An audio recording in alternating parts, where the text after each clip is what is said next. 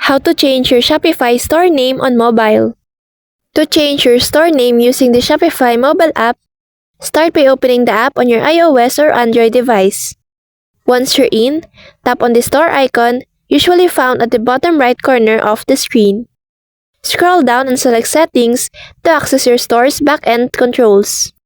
From the Settings menu, tap on General under the Store Settings section.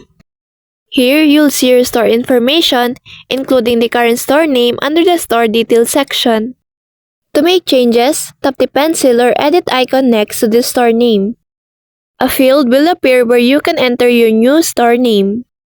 After typing in your desired name, make sure to tap Save to apply the change.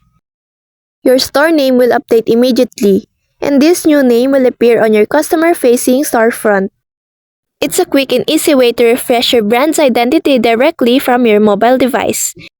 So that's all for this video. I hope this helps. Thank you.